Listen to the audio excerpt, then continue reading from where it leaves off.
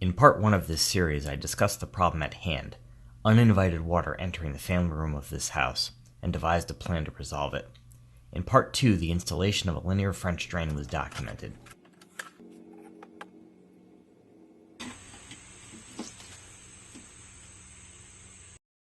In part 3, we will detail the installation of a concrete paver walkway to replace the old poured concrete sidewalk with a more aesthetically pleasing solution. The first step in this process was to decide what pavers to use and then plan the installation. After reviewing some options, the homeowner decided on the Belgard Trinity Sable concrete paver line, which is available at the Big Blue Box store. In order to calculate how much material would be needed, I created a scale drawing on the computer of the recommended paver patterns given by the company. I then expanded those patterns to fill the site to see how each would fit, considering the number of pavers that would need to be trimmed in each option. In the end, I settled on this pattern, and shaded the three sides pavers to help make generating a bill of materials easier. Note the immovable features such as the catch basin, deck footing, and chimney base. The installation deviates from the pattern in a couple of spots to reduce block trimming requirements. To kick off the installation, first I clean up the remnants of the old sidewalk, which I had not done previously. This required some sawing of the section under the back door to allow the pavers to butt against the threshold. The diamond blade sliced right through the concrete, but the small diameter blade combined with the type of saw used meant that some chiseling was needed to break enough material free. After laying down a layer of filter fabric, it is now time to begin placing the sand. General purpose sand is used here, not play sand. General purpose sand has a wider array of particle shapes and sizes which interlock to allow water drainage while forming a base for whatever sits above it. I chose to start in one corner and work my way out. Ideally, the base should be relatively smooth so a constant thickness of sand can be applied, typically using rebar or pipe as a spacer. But with the stone base, I chose to focus on using the sand to act as the filler, which would bring the base height to the correct level. I wanted the final installation to have a pitch from the door to the catch basin and from the wall towards the driveway of 1/8 inch per foot minimum. After spreading some of the sand and tamping it, I checked the depth. The measurement I am seeking is the thickness of the paver base and paver stone, so that once installed, the top of the paver will be even with the lip of the catch basin. Given the tight quarters and the fixed obstacles such as the catch basin, I worked with a short piece of 4x4 and the level to screed the sand. In my case, the work I did with the 4x4 was a combination of screeding and tamping. By using a combination of tapping and dragging, I was able to compress the sand as well as create a smooth, properly pitched surface that would serve as the foundation for the paver base sheets. Once the measurements showed I was close enough, I did a sanity check by placing the paver base and paver against the catch basin to verify the height. Note here that I am a little low, so more sand is required. At this time, I also dry fit the paver bases in order to measure and make cuts where required. The paver base is nothing more than sheets of styrofoam, so cutting only requires a straight edge and utility knife. I also found that the saw blade of a multi-tool works well. For straight cuts, you can get away with scoring and snapping, like what is done when cutting sheetrock. In this example, I measure the amount of overlap of 2 pieces of paver base and cut the excess from the other end. This allows me to keep the overlapping factory edges so that a neat fit will be maintained. Once the sand base is deemed to be smooth enough, tamped, and checked for proper pitch and height, I spray it with a gentle shower of water to allow the sand particles to move and lock together, thus further firming up the base to prevent future settling.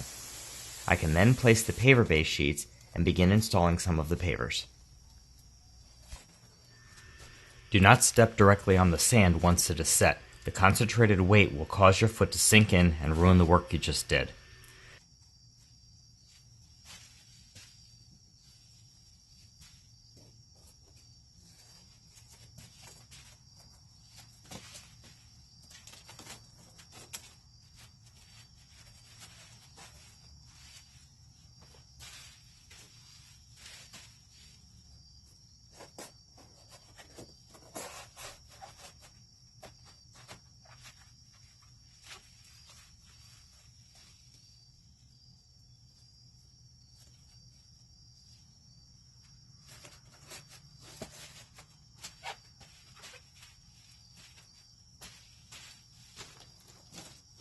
Now that the first area of paver base is installed, the pavers can be placed according to the pattern created on the computer.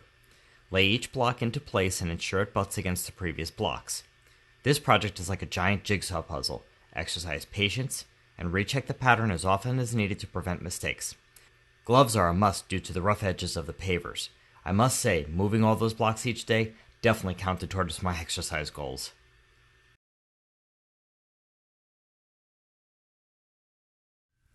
I continued the process of adding sand, screeding and tamping it, installing the paver base, and installing the pavers until all full blocks were installed.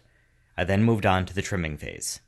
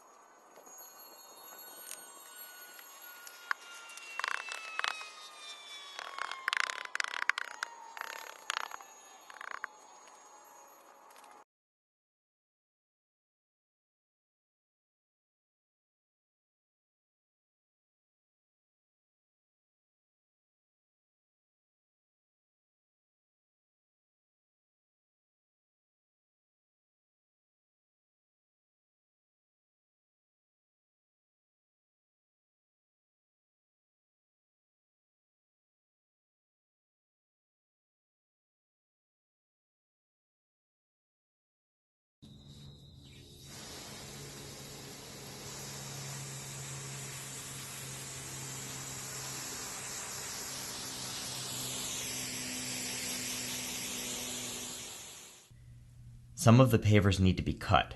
I don't have a specialized tile cutting saw, so I rigged up this table using a piece of plywood, a folding table, a level to use as a fence, and 2 C-clamps. Don't forget the respirator and eye protection as well as a tape measure and pencil. I measure and mark the block to be cut.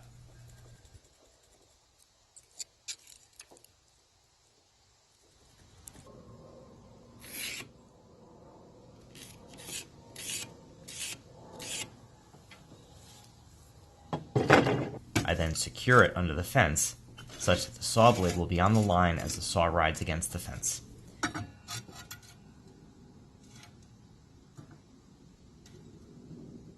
The process of cutting is a case of taking it slow and steady. Try to go too fast and the block can chip or shift under the fence.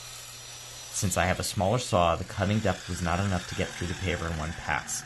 As a result, I had to flip the paver over to complete the cut. In cases where the width of the trim was less than the distance from the saw blade to the edge of the saw, I secured a second block and butted the block to be cut against that one.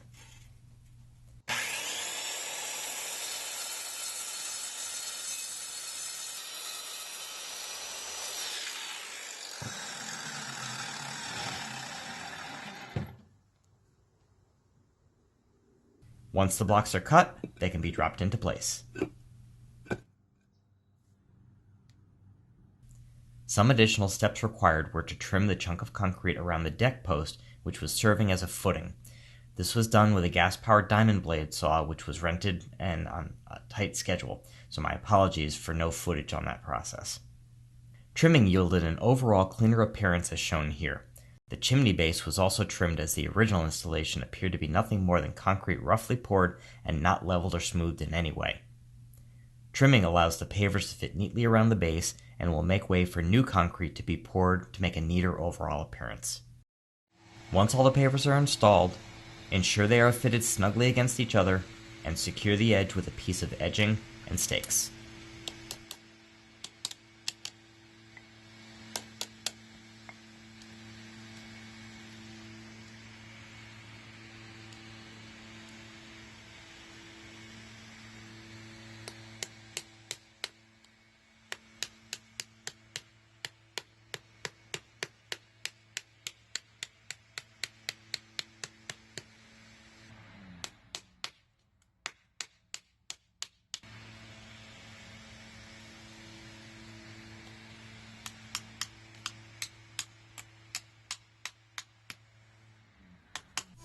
The edge can then be finished by backfilling, smoothing, and tamping some soil.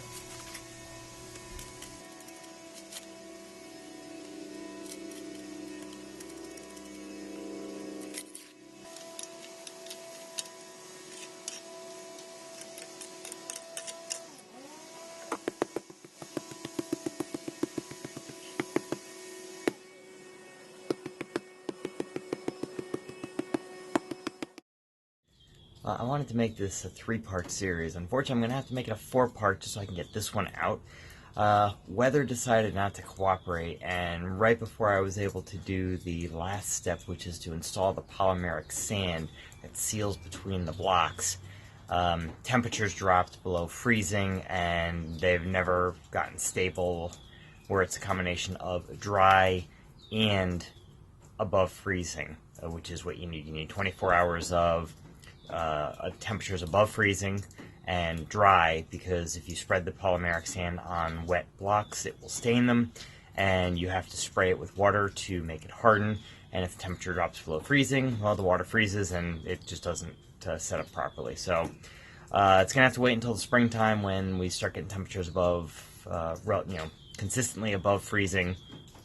So I'm gonna end part 3 here, showing you the final layout of the blocks, and the last step will be to do the polymeric sand, and that'll happen once weather cooperates. I'll start at the exit of the doorway, where you can see the trimmed blocks to neaten up and give a nice tight fit against the door. It includes a notched one right there. I was able to do that with the combination of the saw and some hand tools. I had a couple of scraps there that I just filled in right there just to give it a little structure. Once I put the sand in there, we should be all set. There is the area of concrete that I had trimmed, and it's a lot neater now. Once I get that filled in, it should look a lot better. Unfortunately, it did crack. Maybe I'll throw a skim coat on there just to seal it up, make it look a little better. And just along the wall here, just a couple of trimmed blocks. I added a 45-degree miter piece here, and that's going to allow me to put a decent structure here. I'm going to frame that. I'm going to pull these blocks up before I do the polymeric sand and pour some new concrete over this existing footing so that it'll be nice, troweled, smooth edges, and it'll look neater. Frankly, this just looks ugly, and I figured that would be a nice touch to clean that up and make it look like it was purposely done that way. And if we take a look at the overall, you can see there's the wall, there's the catch basin, everything is pitched towards the catch basin. And as we go away, you can see the leftover snow that is still over here. But it is a much neater appearance. For somebody who is not a professional paver installer, I think this came out alright.